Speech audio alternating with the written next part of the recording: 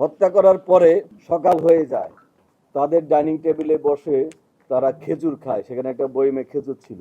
খেজুর খাওয়ার পরে তাদের কাছে একটা পিস ইয়াবা ছিল। সেই ইয়াবা তাদের ডাইনিং টেবিলে বসে সেবন করে। দুজন খুনি, তাদের নাম মুগ্ধ দাস, আরেকজনের নাম সিদ্ধার্থ।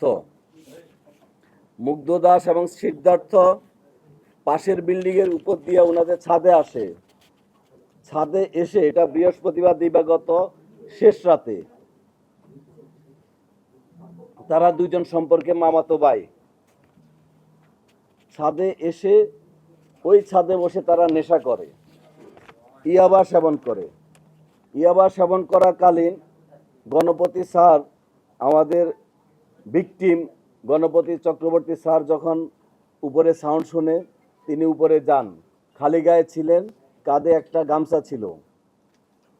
তিনি ওদেরকে ওনার ছাদে বসে আড্ডা দেওয়ার ব্যাপারে জিজ্ঞাসা করলে, চ্যালেঞ্জ করলে, ওই দুইজন খুনি, তারা যেটা আমি কথা বলেছি আসামিদের সাথে, আসামিরা তাদের পরিচয় প্রকাশ না করার জন্য, সমাজে তাদের যেন পরিচয় প্রকাশ না হয়ে যায়, তাৎক্ষণিকভাবে ওই স্যারের গলায় যে গামছাটা ছিল সেই গামছা দিয়ে পেঁচিয়ে উনাকে সেখানে হত্যা করেন। গণপতি চক্রবর্তী স্যার যখন স্যারকে খুন করা হচ্ছে, তখন উনি বাঁচার জন্য আপ্রাণ চেষ্টা করে এবং কিছু শব্দ হয়। শব্দ শুনে গণপতি চক্রবর্তী স্যারের স্ত্রী প্রীতিলতা চক্রবর্তী ওরফে ভোলা, এই ম্যাডাম উপরে আসার চেষ্টা করেন। উপরে আসার সময় ওই দুইজন খুনি উনাকে সিঁড়ির মধ্যেই গলায় গামছা পেঁচিয়ে, সেখানে ছাদের উপরে কাপড় চোপড় ছিল, পুরনো একটা গামছা পেঁচিয়ে উনাকে সিঁড়ির মধ্যে হত্যা করেন। উনার চিৎকার চেঁচামেচিতে উনার মেয়ে প্রার্থী চক্রবর্তী, বয়স 25, সে যখন এগিয়ে আসে, প্রার্থী চক্রবর্তীকে তারা খুন করে গামছা পেঁচিয়ে। খুনিদের বক্তব্যে আমি যেটা শুনলাম, প্রার্থী চক্রবর্তী মারা যাচ্ছিল না, প্রায় 4-5 মিনিট লাগে তার প্রাণ যাওয়ার ক্ষেত্রে। সেই সময় তারা রশি দিয়ে তার গলায় এবং মুখে পেঁচিয়ে ধরে। একটা প্যাচ গলার উপর দিয়ে যায়, একটা প্যাচ মুখের উপর দিয়ে যায়। তারা এত জোরে এই রশিটা টান দেয়, তার মুখের চোয়াল ভেঙে যায় এবং চোখটা ঠিকরে বের হয়ে যায়। উনাকে মারার পরে খুনিদ্বয় চিন্তা করলো এই নিচে যায়। নিচে যাওয়ার পরে ছোট ছেলেটা, যার কথা বললে আমি আবেগপ্রবণ হয়ে যাই, রংপুর জেলা স্কুলের 5ম শ্রেণীর ছাত্র প্রিয়ম, আমার ছেলের বয়সী, সেই প্রিয়মকে তারা গলায় কাপড় পেঁচিয়ে হত্যা করে এবং এক পর্যায়ে একটা বালিশ চাপা দিয়ে হত্যা করে। হত্যা করার পরে সকাল হয়ে যায়। এরপরে তারা ওই বাসায়, ছোট ছেলেটা যে রুমে ছিল সেই রুমের বাথরুমে গোসল করে।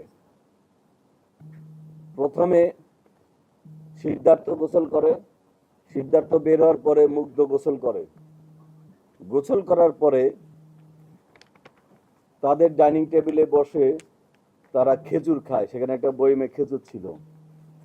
খেজুর খাওয়ার পরে তাদের কাছে একটা পিস ইয়াবা ছিল। সেই ইয়াবা তাদের ডাইনিং টেবিলে বসে সেবন করে এবং ইয়াবার আলামত আমরা পেয়েছি।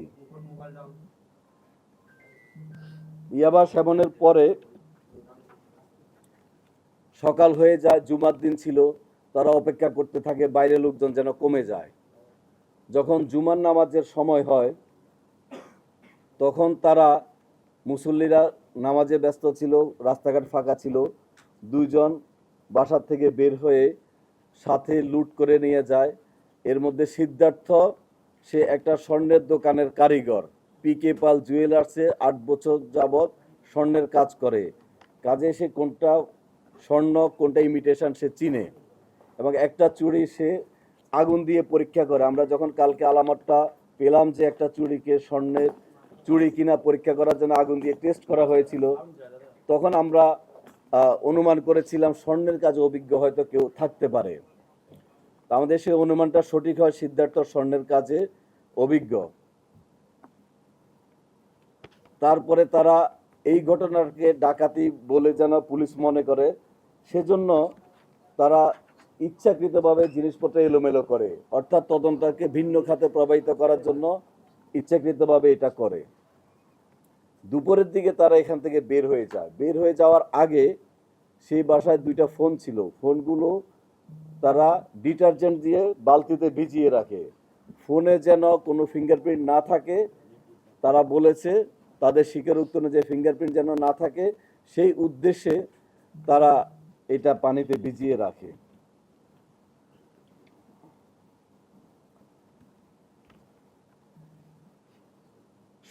বৃহস্পতিবার দিবাগত রাত্রে, অর্থাৎ শুক্রবার ভোর রাত থেকে শুরু হয়ে এই ঘটনাটা তারা সারাদিন ঘটায়।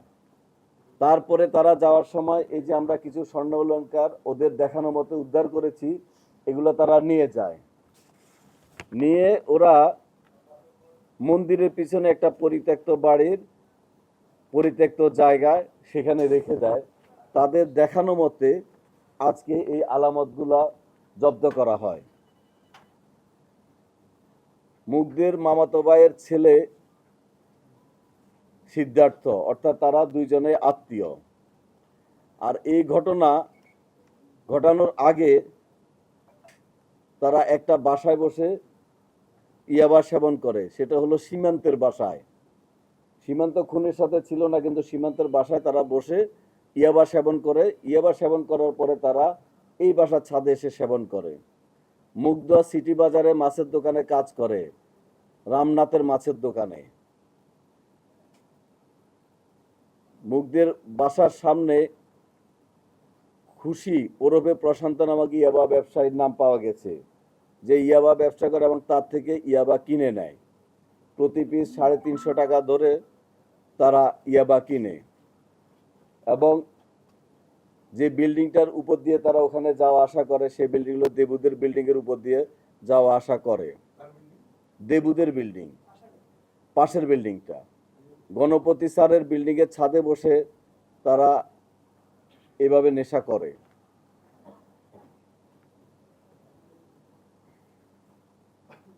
স্যারের ওয়াইফকে তারা কাকি বলে সম্বোধন করত। তো ছোট ছেলেটাকে মারার কারণ হলো সিদ্ধার্থের একটা ছোট ভাই আছে অপূর্ব।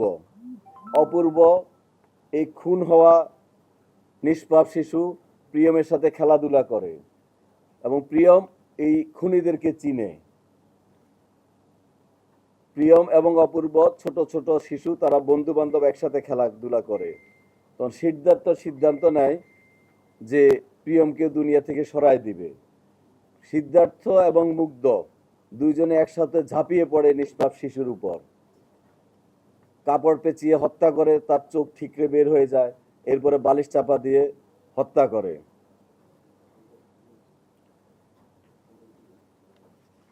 তারপরে আমি যেটা আগে বলেছি, তারা খুনের পরে গোসল করে ওখানে বসে খেজুর খায়, ওখানে বসে ইয়াবা খায়। তারপরে যখন দুপুরের দিকে ফাঁকা হয়ে যায়, পাশের বিল্ডিংয়ের ছাদ দিয়ে লাফ দিয়ে বসে তারা চলে যায়। এর আগে ওরা ওখানে চেয়ারে বসে রেস্ট নেয়। আমরা যারা আমাদের এই কাজে সহযোগিতা করেছেন, এই ব্যাপারে মামলা রুজু হয়েছে। কোতোয়ালি থানার মামলা নম্বর 43 ধারা 302-34 দণ্ডবিধি।